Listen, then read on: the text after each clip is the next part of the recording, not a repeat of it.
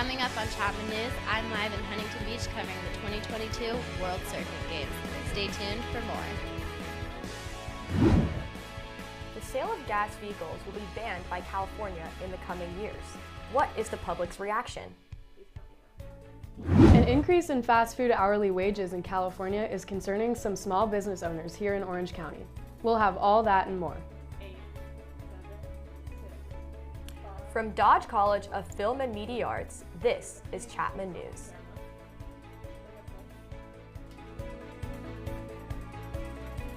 Good afternoon, and welcome to this week's edition of Chapman News. I'm Alexandra Conyards. And I'm Kate Worsham. Our top story this morning is happening on the other side of the country as Hurricane Ian barrels its way towards Florida. Ian slammed into Cuba earlier today and now has its sights set on the west coast of Florida. Right now, it's a Category 3 storm, but should be upgraded to Category 4 soon. Ian brought 100-mile-per-hour winds to Cuba and wind levels 10 feet above the norm. The storm is set to make landfall in western Florida by tomorrow. Tampa and St. Petersburg are in its path. This would be the first time in more than 100 years that these cities are hit by a hurricane. Residents are advised to evacuate inland and board up their homes.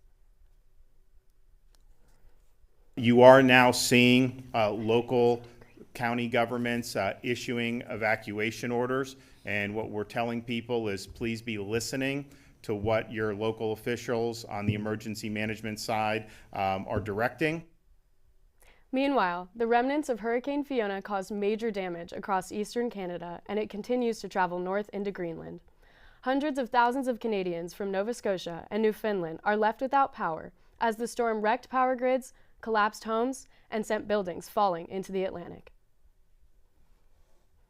California has banned the sale of all gas engine vehicles by the year 2035. But is that a realistic goal? Chapman News reporter Daniel Gomez has reaction.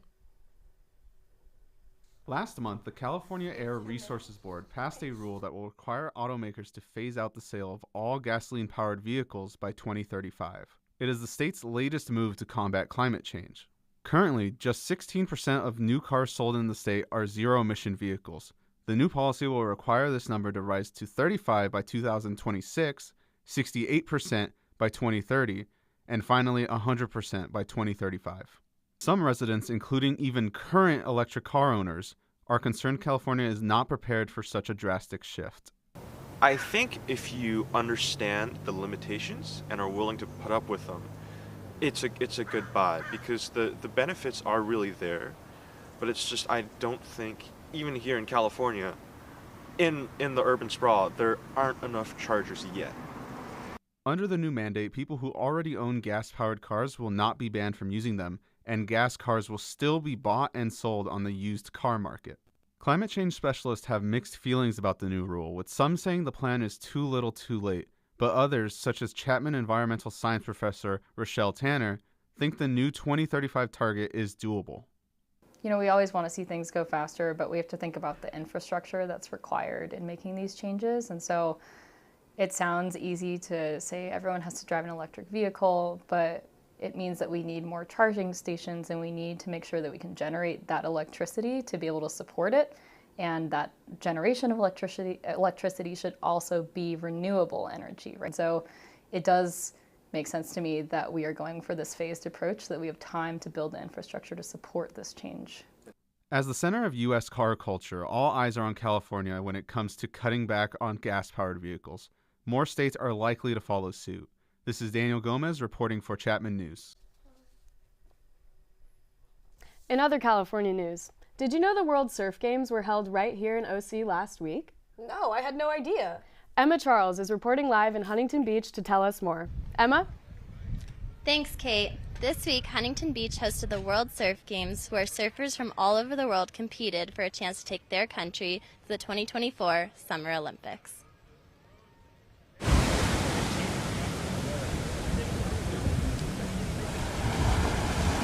Over the weekend, surfers traveled from across the world to Huntington Beach to compete for a spot in the 2024 Paris Olympics. People from all over Orange County came to watch the event and enjoy the California sun in the heart of Surf City. It's great weather, great people. It's always fun to come down to Huntington. Many visitors made the trip to support their country and cheer on the surfers. Spectators made prediction and rooted for their favorite surfers. I'd say Australia right now is killing it. Australia is good. US, of course, always. But the Australians are killing it right now. Huntington Beach native Kanoa Igarashi won the men's gold, which secured a spot for Team Japan because he holds dual citizenship. Kiera Pinkerton from San Clemente won the women's gold medal, which guaranteed the U.S. at least one Olympic spot. While the winners here qualified to represent their country in Paris, it will be up to each nation to decide which athletes are ultimately selected for the Olympic competition.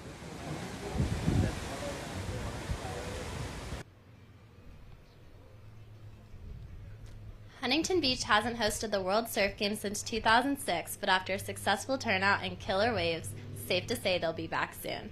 I'm Emma Charles for Chapman News. You know, Kate, I've always wanted to be a surfer. Really? I've always wanted to be a paleontologist. Chapman University likes to promote that students get a hands-on learning approach, and this next story is definitely an example of that. Honors College professor Jack Horner, who is also a technical advisor on the Jurassic Park films, invites his students to join him every summer in the Montana Badlands for several days of geology lessons and archaeological digs. Last summer, senior television writing and production student Sarah Wallace uncovered the bones of a 78-million-year-old dinosaur.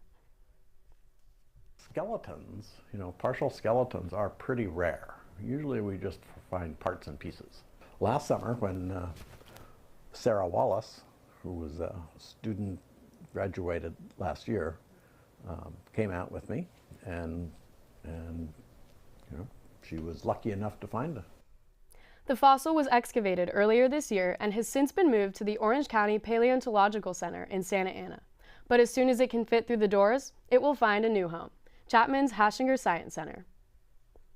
Well, so the worry right now is that if we brought it into Hashinger as it is, it would fall through the floor. We're hoping to get lots of volunteers to come in and join us while we work on it. Chapman students will hopefully be able to see the bones of the 78-million-year-old Griposaurus sometime in the next year. Master classes are back here at Dodge College. Today, the schedule kicks off with Oscar-nominated director and writer Fernando Meirelles.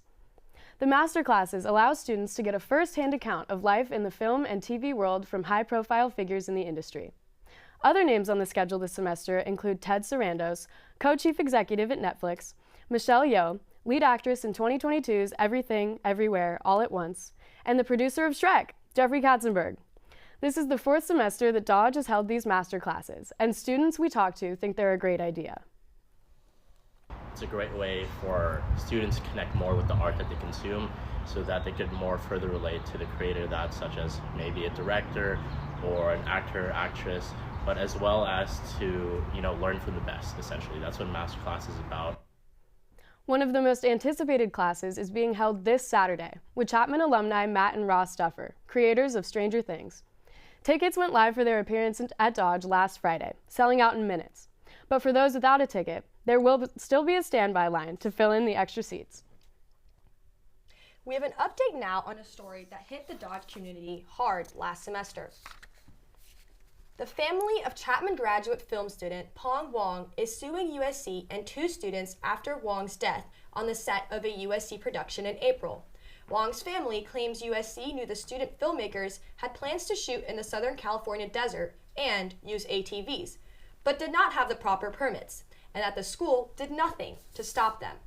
The Wong family also says that the driver of the ATV was riding and he was inexperienced, leading to the crash. USC maintains that it was not liable for Wong's death, maintaining that the school had, quote, robust safety procedures. USC also said it never gave permission to the student filmmakers to use ATVs in the desert.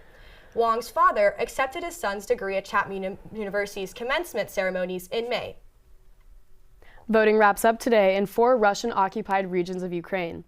The voting has been orchestrated by the Kremlin and will decide if people in those regions will become part of Russia. Many people in the occupied regions say they are being coerced into voting. If these areas do become part of Russia and Ukrainian forces attack, President Vladimir Putin would likely claim to be defending Russian territory. It is even feared he could use it as justification for using nuclear weapons. The outcome of the vote will likely not be recognized by the rest of the world. The referendum is illegal and has been called a sham by world leaders including President Biden and Canadian Prime Minister Justin Trudeau. It appears Italy will have its first female prime minister and its most right-wing government since World War II. Giorgia Meloni heads up the coalition group Brothers of Italy, which won at least 26% of the vote in Sunday's general election. The 45-year-old Meloni is staunchly conservative, while she did campaign with some moderate themes, such as support for Ukraine in its war with Russia. Meloni is openly anti-LGBTQ and opposes abortion. The Italian election results came as far-right parties in other European countries have made recent gains. And in more international news, more than 1,000 people have been detained, and over 75 have been killed in Iran for protesting the death of a 22-year-old woman who was arrested for not wearing a headscarf properly. Mahsa Amini, a young woman of Kurdish descent, was arrested by the Iranian morality police on September 16th. It is alleged she was not complying with the strict Islamic dress code for women. Even though the Iranian authorities say that she died of a heart condition while in custody, Mahsa's family and many other Iranians believe she was beaten to death. Her death has triggered thousands of protests from thousands of Iranians, which has been ongoing for 11 days. White House Press Secretary Karine Jean-Pierre says the Biden administration is outraged by the young woman's death. Is an appalling and egregious affront to human rights. Our thoughts are with Mahsa's family and loved ones.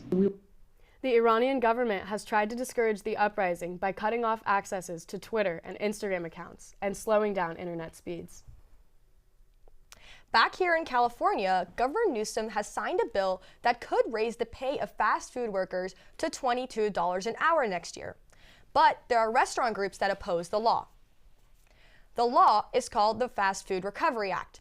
It will create a council of experts that will set new wages and review working conditions of fast food workers in California. Josh Alvarez recently quit his job at a family-owned coffee shop to start work at a McDonald's in Santa Ana. He is grateful for the new law.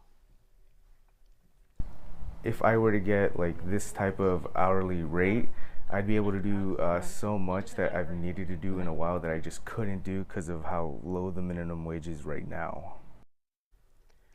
But Gabriele Camara, a Chapman University economics and finance professor, says that giving price-setting powers to a committee of 10 people is risky. He says that small businesses will be hardest hit by the wage mandate. Much more ahead here on Chapman News, including an interview with college students about food insecurity. Hear about what Chapman is doing to help students who are struggling with the rising cost of groceries.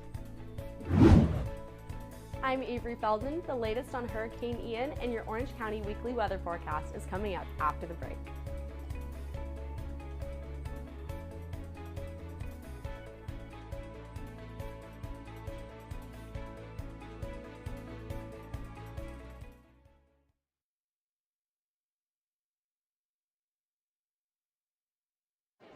The black truck? Hey, Christina from accounting. Yeah, hi. Hey, I used to date a girl named Christina. Oh, really? Yeah, and then she dumped me for my best friend. You want to see some photos of them that I took? I don't. I thought we talked about this, buddy. Buzzed and overshared again? Yeah. Yeah. I'm gonna call a car. That's a smart idea. So, yeah, I know, that's why I did it. Hey, you're gonna get back to the top of the mountain. Does that mean I'm gonna get back with Christina? No. Oh. No. Spending time outdoors has never felt more valuable. Whether it's exploring nature or relaxing in your yard, let's do it responsibly. Before going out, check for closures and fire restrictions. Practice social distancing, even when outside and on the trail. Back at home, if burning yard debris, keep your pile small. And no matter where you are, be sure to properly extinguish any outdoor fire. Drown, stir, drown, feel. We're all in this together. Help keep our safe places safe.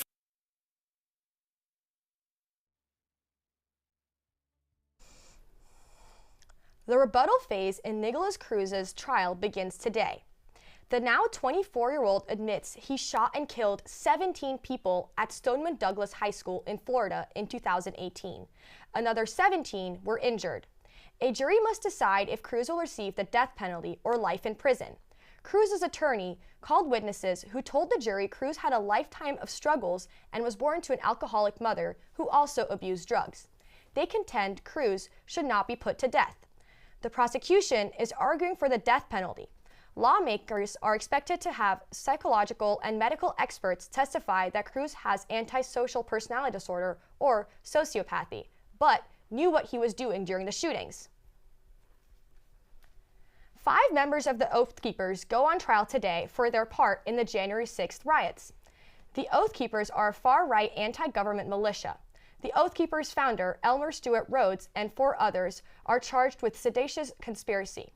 They are accused of planning the attack on the U.S. Capitol for several months, recruiting protesters, and even keeping a stash of guns near Washington, D.C., reportedly ready to be brought to the Capitol. Besides Rhodes, the other defendants are Kelly Meggs, Kenneth Harlson, Jessica Watkins, and Thomas Caldwell.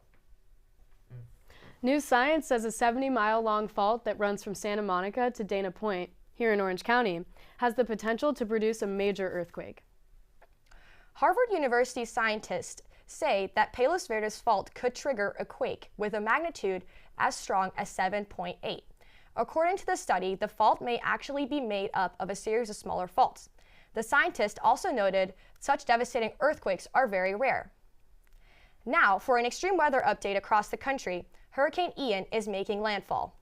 Avery Feldman is here with an update and the weekly Orange County forecast. Avery? Thanks, ladies. As you heard earlier, Hurricane Ian is on the move, hitting Cuba this morning as a Category 3 hurricane. Wind speeds have reached a high of 125 miles per hour. Ian is predicted to strengthen to a Category 4 when it hits the west coast of Florida tomorrow. Right now, Tampa and St. Petersburg appear to be in Ian's path, having not been hit by a hurricane in over 100 years. Florida Governor Ron DeSantis declared a state of emergency and is urging residents to prepare. President Biden also declared an emergency and is coordinating relief efforts. Alabama, Mississippi, and Louisiana may also experience heavy rainfall. While here at home, California was issued another heat advisory warning yesterday. This one is through tomorrow. Forecasted temperatures are 10 to 15 degrees higher than the seasonal normal. And on a lighter note, to our local weather forecast. In Orange today, it's 95 degrees and sunny with clear skies. You will definitely catch me getting an iced tea in the circle later. And moving on to the national weather forecast, up in the Pacific Northwest, we have Seattle at 69 degrees. Moving down the west coast to San Francisco and the rest of the Bay Area, we have 66. Inland, 95 is no surprise to the hot and dry heat of the desert of Las Vegas, but is nothing compared to my hometown of Scottsdale, Arizona. Austin, Texas is also pretty warm at 86 degrees. On the other side of the country, we're looking at the Big Apple in Washington, D.C., hitting around 70. Inland towards the Great Lakes region, we have Minneapolis and Chicago at the high 50s. Shout out home. Down in the south, we have Atlanta at 70 and Miami at 83, and expect rains the entire week due to the hurricane. Moving on to our more local Orange County forecast, we have inland heat, Orange, Irvine, and Mission Viejo cities at roughly 90 degrees. Our coastal beaches of Newport, Laguna, and San Clemente reached the low 80s. I'm jealous of Emma and Daniel at the beach today. And moving on to our Orange 5-day forecast, we have mid-90s this week with a high of 96 tomorrow. It's looking to get a little bit cooler this weekend with 81 on Saturday, with a low of 62 as well. That's all I have today. Back to you, ladies. Thanks, Avery. Chapman students have definitely had to get used to the heat. All this heat is surprising me. This also may surprise you, but according to a Temple University study, 39% of college students nationwide have reported experiencing food insecurity even before the pandemic. Now, Chapman University is taking further measures to help college students in our ever-changing economy. Langley Tersani talked with a university official about food insecurity at Chapman. Hello, today I am here with Vanessa Garcia, the resident director here at Moreland Hall at Chapman University. Today we're going to be talking a little bit about food insecurity for college students. So I saw this statistic in the Orange County Register that read that grocery shopping is 12% more expensive this August compared to last August here in LA and Orange County. Can you tell me a little bit about how that's affecting Chapman students? Yeah, I would say, we're still in a global pandemic, and with the war still going on in Ukraine, that has impact, like you said, Orange County, and so specifically Chapman students who are paying also high tuition costs. When they go to the grocery store, they're seeing that eggs they cost $3.50 to $4.50, and if you want organic, up to $6.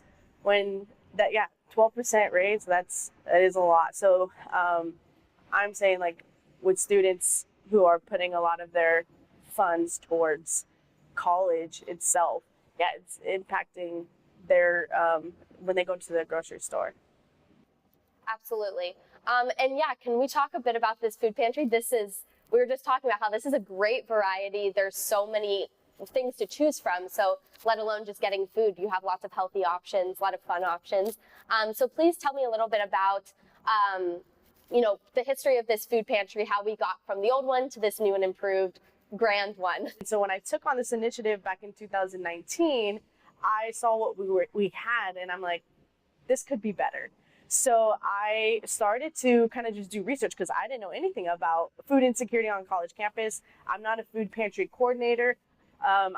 So I had to learn all of that. So I wanted to gather data. I wanted to see how many students at Chapman are needing to access this pantry. So I created a form so that students can easily access it. I started to create flyers and marketing for it. There's a website. And so then I started to see, as students were using the pantry, I wanted to monitor trends. So we're all about individualized, personalized education, that I wanted to make sure that the variety of food that I had was inclusive. So I noticed that in the beginning, a lot of students who didn't get federal aid, like international students, were accessing the food pantry. So I wanted to make sure that I had foods that actually helped, that made them feel like at home too.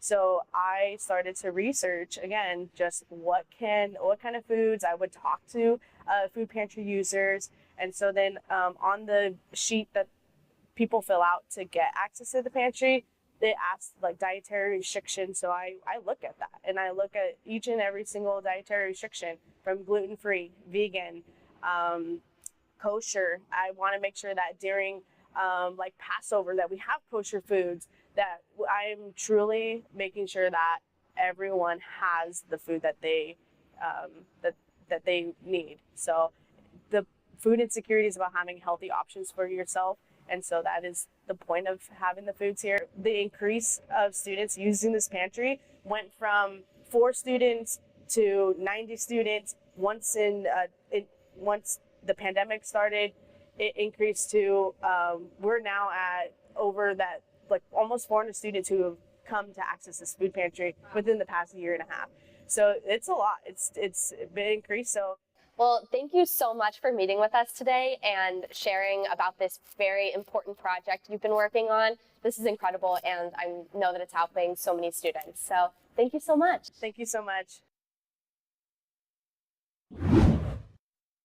I'm Isabella Capri. Coming up next on Chapman News, NHL preseason, Chapman sports updates, and so much more. The best campus sports show.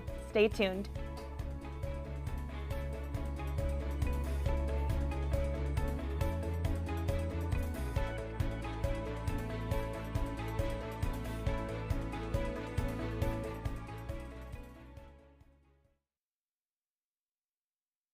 I'll be seeing you in all of our favorite places, with laughter and warm embraces all day through. Elmo loves you. I love you too. With free COVID-19 vaccines, sunnier days are ahead. Visit getVaccineAnswers.org. I'll be seeing you.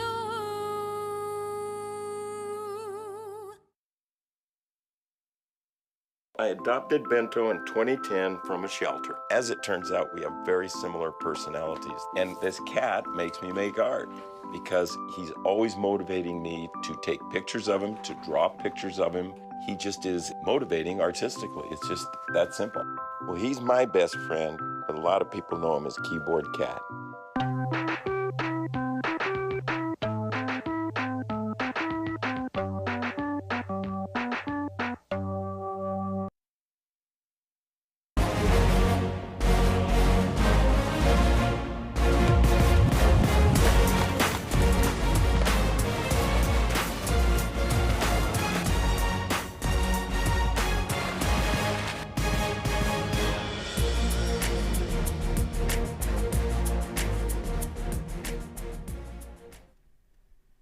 Welcome to the Best Campus Sports Show. I'm Isabella Capri with all the latest in the sports world. Let's jump right in. Starting on the topic of baseball, St. Louis Cardinals player Albert Pujols is now in the 700 home runs club. Pujols.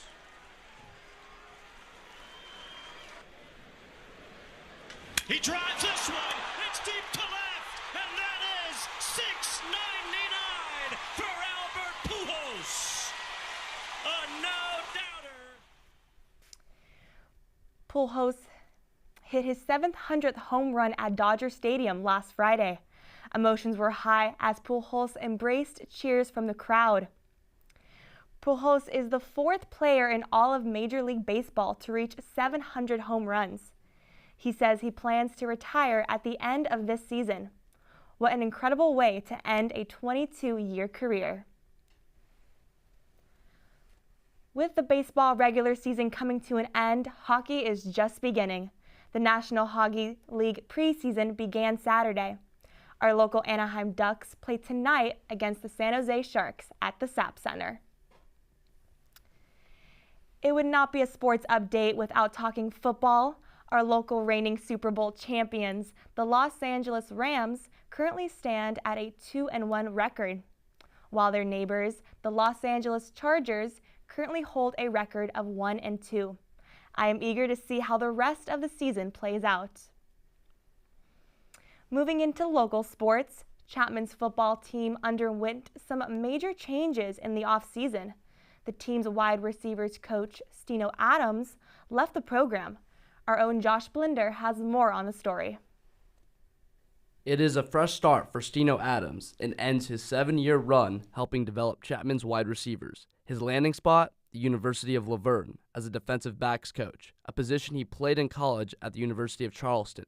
Coach Michael Owens had this to say about Coach Adams. Oh, Coach Adams, he's bright, intelligent. We enjoyed his 6 years here.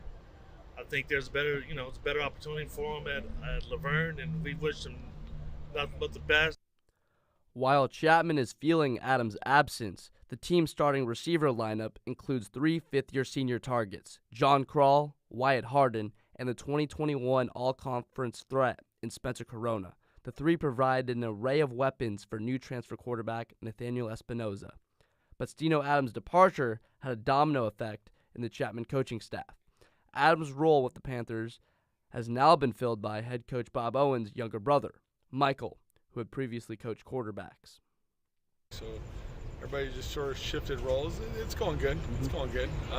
But with change, there's always a little bit of a buffer of a learning curve type of situation. The hole at quarterbacks coach was filled by former Panthers star quarterback and future Chapman Hall of Famer Michael Leahy. This in turn created an opening at running backs coach, which was filled by Isaiah Williams. And adaptability is key as the Panthers are facing a run of important conference matchups. I'm Josh Blinder, reporting for Chapman News. But Stino Adams can't escape Chapman that fast. The Chapman Panthers took on the Laverne Leopards Saturday night, resulting in a 56-13 win for Chapman. I'm excited to see how the rest of the season plays out for the Panthers, and we wish Adams all the best on his future with Laverne. It will be interesting to see him on the sidelines when the Panthers take on the Leopards in future games. On the topic of Chapman's football, it's time to dust off your Panther gear because homecoming is this weekend. The Chapman football team plays Pomona Pitzer Saturday night at 7 p.m. Good luck, Panthers. While on the topic of Chapman sports, I want to give a shout out to this week's Athlete of the Week, cross-country star Tasha Kotz, who was the Panthers' top individual finisher and placed 35 out of 187 runners. Congratulations, Tasha. That is going to wrap it up for me this week. This has been the Best Campus Sports Show. I'm Isabella Capri. Back to you.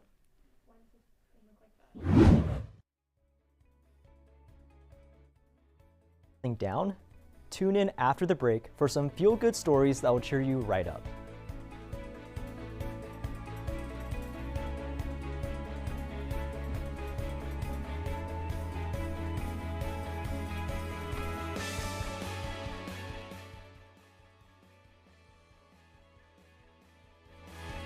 When times get dark,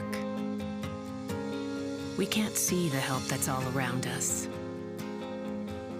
Let 211 be your guiding light for help with food, healthcare, and other resources.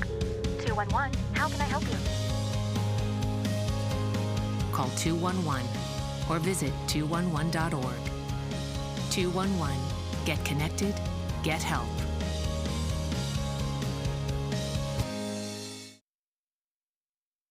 When I was your age, I was just like you, fascinated by stars.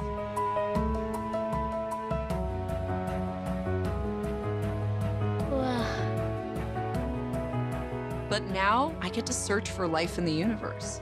And who knows, maybe life is looking for us too. So we're like aliens to them? Yeah. Does anyone want to be a scientist now? I do. Awesome. We need more girls in STEM. Maybe we can find aliens.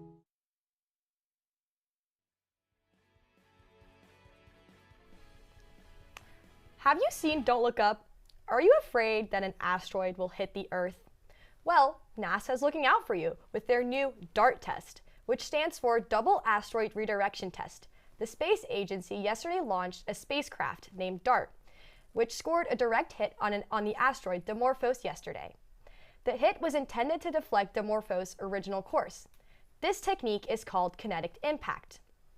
NASA described the test as an unprecedented success for planetary defense. Now, an investigation team will observe Dimorphos from the ground to see if the DART's impact did in fact alter the asteroid's orbit. And here on Earth, there are some pretty strange, out-of-this-world creatures. Gavin Nguyen is here to tell us more and some stories that will definitely make you smile. Gavin? Thanks, Kate. I'm Gavin Nguyen, and I'll be showing you some good news, some strange news, and everything in between. Kicking us off is the birth of a baby okapi at an Oklahoma City zoo. The okapi is an endangered species that resembles a cross between a deer and a zebra. Isn't it cute? Then in Germany, some snails help stop smugglers. You heard me right, snails. An AP News report details how airport officials found a giant 8-inch snail just chilling on a baggage cart. They followed its trail back to where it came from and found 93 more snails and pounds upon pounds of smuggled and rotting meat. Who knew snails could be such great crime stoppers? And in Montana, airmen at Malmstrom Air Force Base created signs of hope to call attention to a serious issue. The government reports that in just the first 3 months of this year alone, over 100 service members took their own lives. Several volunteers decided to do what they can to change that. They braved cold weather and held up signs that say encouraging phrases like, "You got this," and "Please stay."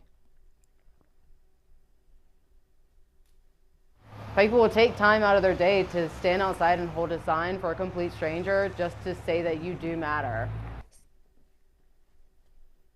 And back in California, an elderly couple and their pets rescued by a sheriff's deputy. Deputy Jeremy Buckman of the El Dorado County Sheriff's Department ventured into Volcanoville after learning that an elderly couple was struggling to escape.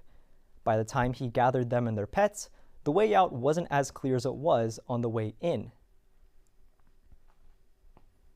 And ahead of us was just smoke over the roadway. Could see fire on both sides. Thankfully, the deputy found his way through the smoke and everyone made it out okay. Big props to this deputy who did something I hope I'll never have to do. Well, that's all the weird, odd, and good news I have for you today. Back to you, Kate. Thanks, Gavin. Be sure to check out our YouTube page at chapmannews.tv and make sure to follow us at Chapman News. I'm Kate Worsham. And I'm Alexandra Konyarts. Thanks for watching, and we'll see you here next week with another episode of Chapman News.